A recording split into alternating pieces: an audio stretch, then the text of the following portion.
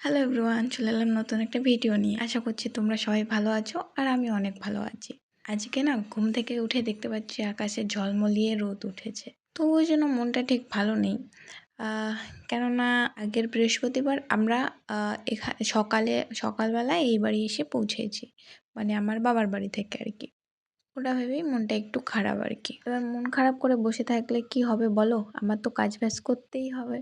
তো সব ভেবে সকাল সকাল সব কাজ শুরু করে দিলাম। আমার প্রায় বাসি কাজ সবই শেষ। তো তাড়াতাড়ি করে এখন ঘর মুছে নিচ্ছিলাম। আর তারপর যাবো চানে। রোজের না একই কাজ, একই এটাই যে মানে আমার মতো হাউসওয়াইফদের মানে হয়তো রোজের একই রুটিন থাকে যে হ্যাঁ এটার পরে এটা করব, এটার পর এটা। হ্যাঁ, তাই বলে এমন না যে সারাদিন বাড়িতে থাকি। সারাদিন বাড়িতে থাকলেও সন্ধ্যেবেলা কিন্তু আমরা রোজই ঘুরতে যাই। মানে ঘুরতে বলা ভুল হবে, ওই বাজারে এদিক ওদিক যাই। কিন্তু হাজব্যান্ড থাকলে না আমার আর ভিডিও করতে ইচ্ছা করে না।